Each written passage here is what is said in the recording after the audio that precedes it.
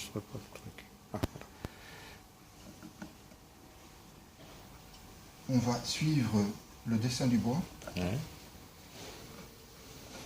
et faire de manière non homogène plusieurs entailles, afin de pouvoir par la suite remplir dans ces mêmes entailles. Parce que si je remplis le produit de manière perpendiculaire, ça se voit. Si je remplis de manière successive avec différents mélanges les bâtons correspondants, vous trompez votre propre œil et c'est un effet d'optique, ça ne se voit pas.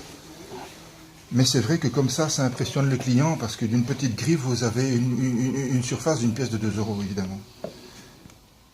Je pense que la vidéo va être conséquente.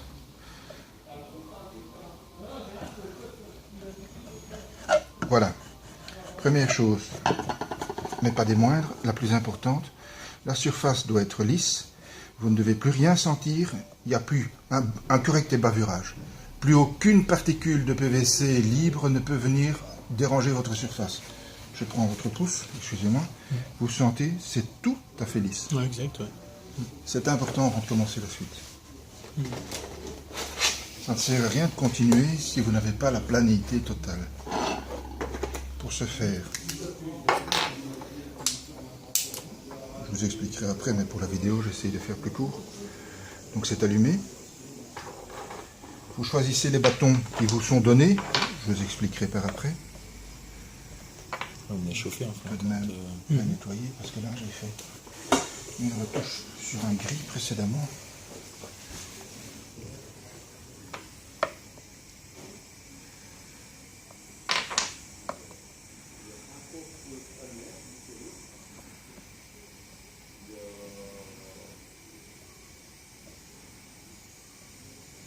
C'est avec la pointe du produit que vous remplissez.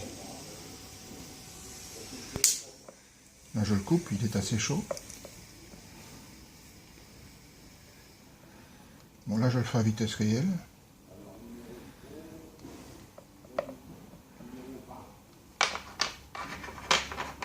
Je change régulièrement de mélange de bâtons pour ne justement éviter d'avoir une uniformité dans la teinte. Ça paraît logique. Pardon ? Ça paraît logique. C'est logique, mais bon, il faut... Ouais. Il faut y penser. Ouais, ouais. Ce qu'il faut éviter ici, notre pire ennemi, c'est d'avoir une surface remplie par le même mélange. Je vous raconterai exactement l'inverse dans 10 secondes, dans 10 minutes, quand je prendrai un exemple d'un gris anthracite, où là vous souhaiterez avoir exactement tout bien rempli de manière homogène et uniquement le 7016. Ceci c'est pour accélérer le refroidissement. On va récupérer la planéité.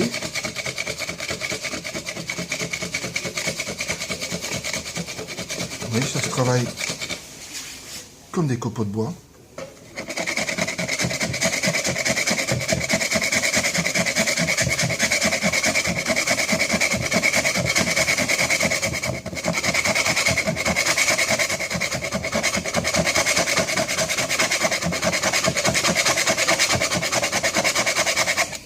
Si j'ai commencé à gratter dans ce sens-là, c'était pour une bonne raison.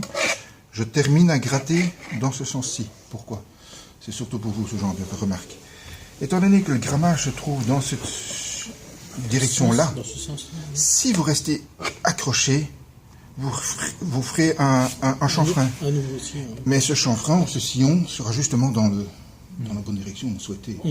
Ça ne pose donc pas de problème. Si vous faites comme ceci, on verra la ligne. Donc vous terminez toujours comme ceci.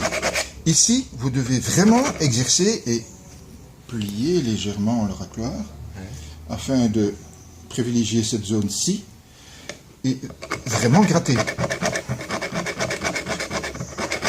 Parce que si vous estimez que la surface est relativement belle, elle est un peu trop claire,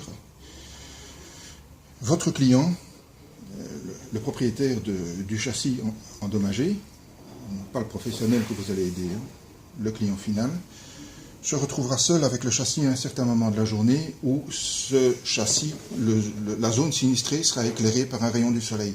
Vous ne ferez pas nécessairement la retouche au moment où il y aura le rayon du soleil sur cet endroit-là. Donc vous devez vous assurer que ceci est lisse.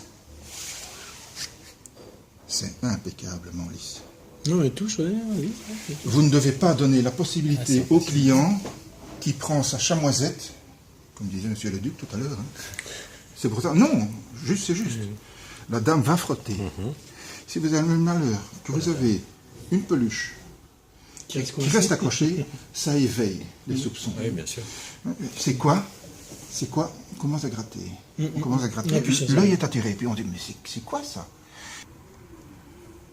Ah, vous allez remettre de la couleur, c'est ça? Oui, tout à fait. Parce que je vais vous le passer entre vous. Hein, je suis trop clair. Mais c'est préférable d'être trop clair et de foncer par la suite Que l'inverse. Ouais. que l'inverse.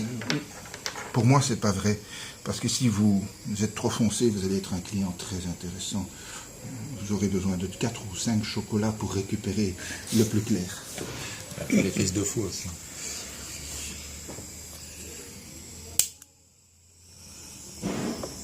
C'est pas mal, quand même. En fait, ici, c'est le praticien. Ce sera vous. Et vos autres collègues des autres points de vente, hein, qui devront véritablement bien maîtriser le produit. Et c'est une question d'œil. Si vous voyez bien, vous saurez corriger les défauts. Ici, je suis un petit peu trop clair. Ben, vous remettez du foncé par-dessus. Si vous vous trompez et que vous laissez la panne de la chaufferette, là je suis un peu trop chaud, vous mettez au minimum. Et quand ça fume ainsi, vous coupez même. On aura bien le temps de réchauffer après. Et ça existe depuis quand ce... L'application PVC, enfin pour le client PVC, l'application date plus ou moins d'il y a une vingtaine d'années. Oui. Mais le produit, mon Dieu, je ne saurais pas vous le dire. Pour le bois, ça s'utilise. Oui, pour le bois, oui. Bon, on connaît pour le bois. Je disais à Monsieur le Duc tout à l'heure, c'est un dérivé. La définition du produit, ceci, c'est un dérivé de la fragmentation du cracking du pétrole. Des tours de distillation. Vous êtes un dérivé de la pétrochimie. Vous avez connu un... Vous avez dit que la vidéo allait être longue. Hein, Oui, oui.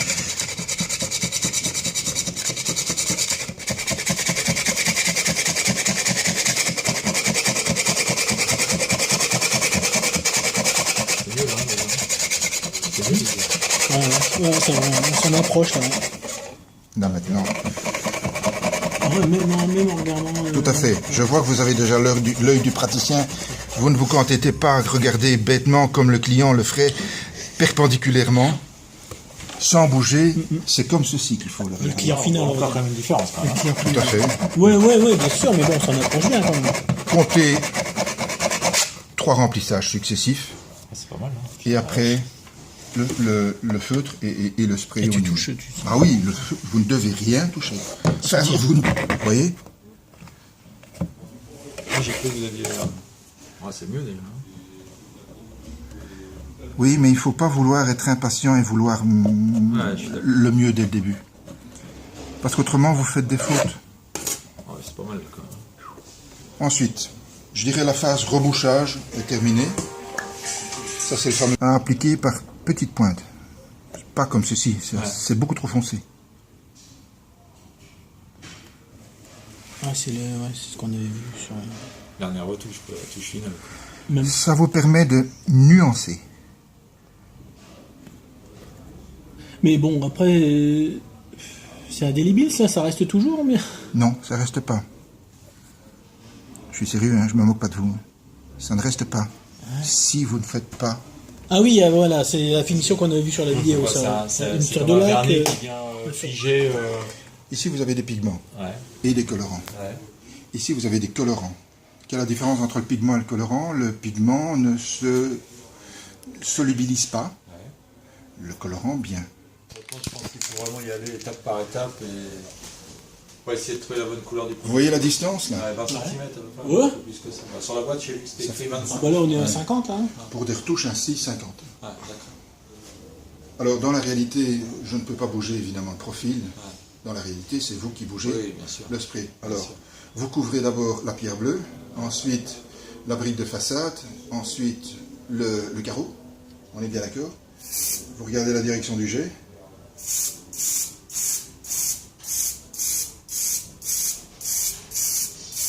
Et vous ne faites pas ceci.